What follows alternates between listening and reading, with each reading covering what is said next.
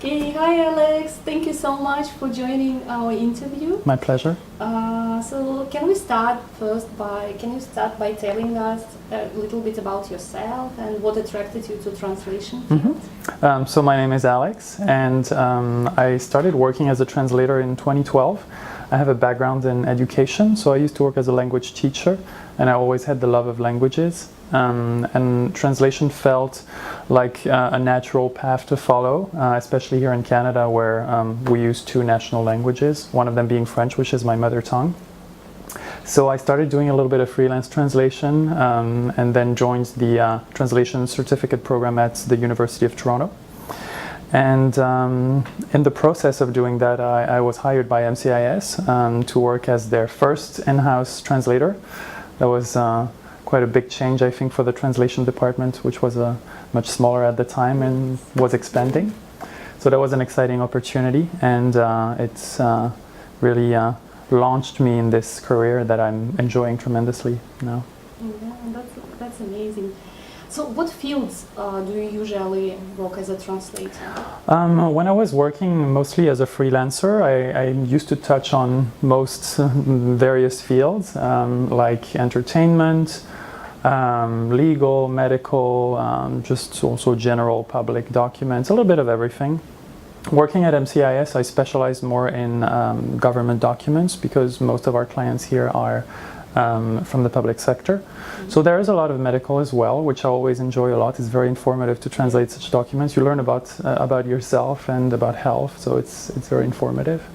And a little bit of legal, though that's not what I specialize in, so I prefer to say no when it looks too difficult. You know, it's good to know what your limitations are when you work in this field. Yeah. What do you like most in the translation process? I think because I've always had this love of languages, I find it very interesting to work with words and meaning and translate that into a new language, making sure that something like a joke is understood in a new language, or expressions, and adapting the content. I find that very interesting. And when you work in multilingual projects where one document in English might be translated in several languages, it's even more interesting to look at the comparisons and how translators manage to make that meaning clear in so many different languages. So it's a very interesting process. I find it very stimulating, and it's also a very fast-paced environment working in translation. You know that usually when a client wants a document to be translated, it's usually the very last step for them. The document has been compiled and created and edited on their end, and then very last step is we need it translated. So usually it's we don't have a lot of time. We have to work with high volumes and short times. So it's you need to be ready, you need to be flexible, and to adapt to whatever you're doing. So it's very interesting to be doing that. Yeah. Yeah, so you already mentioned that it involves lots of tight deadlines and stress. How do you usually cope with that? Well, I think I'm one of the lucky ones. I feel I manage my time pretty well, and I'm also quite fast when I translate. So I guess I usually handle whatever comes my way. But as I said, it's important to know your own limitations, and as a translator to just, first of all, when you receive a document offered to you for translation, to have a very close look at it. So you don't say yes when you might not have the skills or the time, because problems might arise both for you or the client. So it's always very important to evaluate what you're going to be working on, and that's something I always make sure I do. And especially here working in a very close team at MCIS with lots of project coordinators, managers, and other translators, it's good to communicate efficiently to make sure that projects are taken care of appropriately and on time. So it's more a question of balancing responsibilities and making sure that you evaluate properly what you have to do.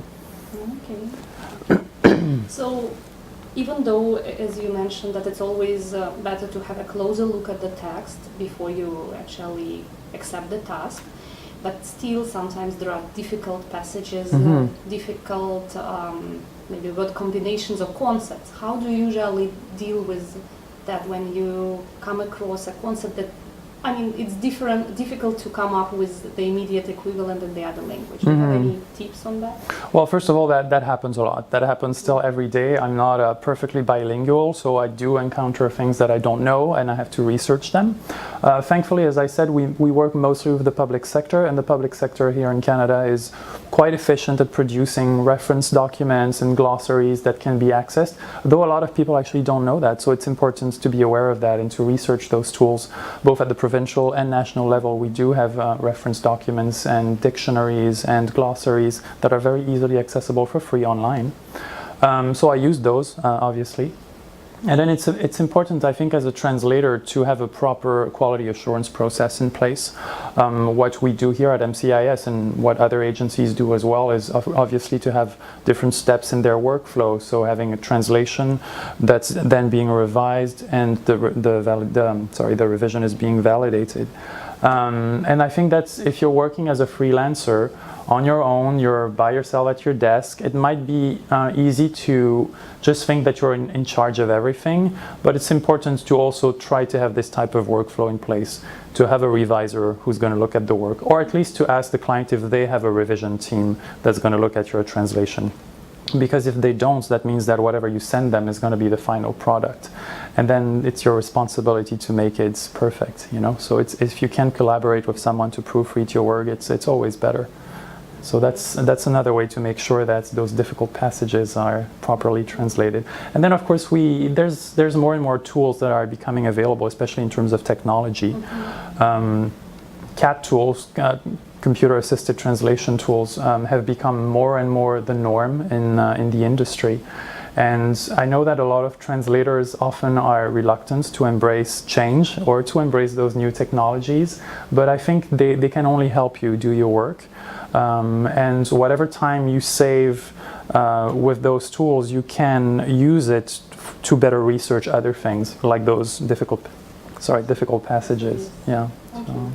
Yeah, since you already mentioned the CAT tools, can you please tell us more about what are CAT tools, and what is there in the market that translators can use? Right. Well, so the technology, as I said, has become very prominent in the industry, and we deal with lots of different acronyms that people might be confused with.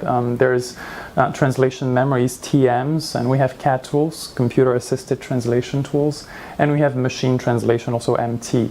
So these are different tools that translators use or can use nowadays, and I encourage them to use them to become more productive and to ensure consistency and quality of their translations. Now, what is a translation memory? A translation memory is a body of text, source and target that you have been working on in the past or that your client provides to you. And those usually are created in a CAT tool. And that tool is a software. It can also be a server-based platform, so something you access from your browser. And that tool is basically going to extract content from the documents you have to work on so that you only see the text, and it's going to show up in two columns, source and then target. In that column, obviously, you're going to produce your translation. And the amazing advantage of using said tools is that they can extract whatever has been translated before, either by you in your own translation memory or in your client's translation memory, and provide that translation to you as reference. And then it's up to you to accept it or reject it, tweak it a little bit if necessary, always proofread it, of course, because quality assurance, that's necessary. But that makes your work much faster. So it's a huge advantage. So what is machine translation? Machine translation, the third of my acronyms, is the one that people are a little bit wary of because, well, you have the word machine in it, and people don't like letting machines do what humans are supposed to be doing. I think since the 40s or 50s and the rise of computers, people have been talking about the fact that translators are going to disappear, machines are going to do their job. We're still not there. We're very far from that. Of course, machine translation tools have become more and more accessible, and we have Google Translate, to name one that I think everyone knows. But machine translation, being completely automated, does not produce proper results. It's basically a machine looking at a text, looking actually at words, not so much as meaning, and translating it into another language without really understanding what the text is about.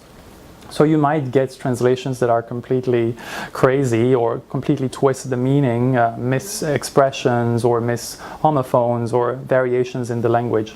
So it's very important for the translator, if he uses machine translation, to use it with a lot of caution, to use it maybe as reference, but not so much as the actual translation that they're going to deliver or proofread or, yeah. Okay. How did you start working with CAT tools? Did you take any specialized course for that? Or just... Well, actually, I didn't use a CAT tool as a freelancer because I was relatively new to the market of translation, and I guess I was happy doing my own thing using Microsoft Word, which I had been using like everyone else for years. So it's when I joined MCIS that I started using a CAT tool, and I remember having 1 week of training on the tool. The very first week I joined the company, actually, and of course, you know, you're in a new job, you're a little bit overwhelmed about everything that's happening around you, and having to learn to use that tool in just 1 week was a challenge. And I tried to retain as much information as possible, but I had also to learn a lot by trial and error after that, and building translation memories from scratch and starting to translate in the tool was also about, you know, trying to figure out what everything is and trying to understand the different features, because there are so many very useful features in those tools. And I think people don't really know that. They think, you know, a CAT tool is just something that populates existing translations into new ones, but there are so many other things you can do with that. And I had to learn to use those tools like glossaries and building glossaries, importing glossaries, and using integrated search features. So those are extremely useful. So I got a little bit of training, but it was mostly learning by using, which is one of the best ways to use to learn things, I think. Yeah. So what would you tell translators that are scared to use the new technologies? Well, as I said, I think a lot of translators are a little bit against change and maybe using those tools. I think from what I hear, having met a lot of translators and worked with a lot of translators, is that most of them, if they're reluctant to use those tools, is usually for two reasons. The first one is that they're scared that prices are going to go down, they're going to be paid less, and I'd like to tell them that's not the case, because when you think about it, working with those tools makes you so much faster. Of course, the volumes are lower. Imagine a document where you have 1,000 words, but half of them have already been translated in the CAT tool. So you're going to get paid for half of the words, yes, but that means you're much faster at translating that document, and so you can finish the project faster and start working on another one. So you're more productive, and in the end, you actually get paid more than you would initially, just because you also get paid for proofreading translations that already exist. So it's an incentive, I think, but people don't really see it that way. The second point is that a lot of people are scared of learning to use those tools. They see them as this very mysterious thing that they don't want to approach because it looks so complex, it has so many features that I mentioned. But actually it might have been like that 20 years ago when those tools started to be available on the market. But nowadays, especially with the switch from softwares to web-based platforms, it is so much easier to use those tools.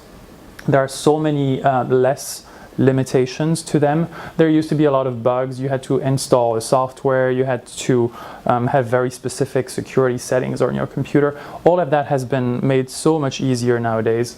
You simply log in from your web browser, you access the tool, and you start translating. It's that easy, really. So don't be scared to use those tools. Really embrace the technology that's out there, because it's made to help you. Thank you so much, Alex, for all the valuable information. Thank you for having me today.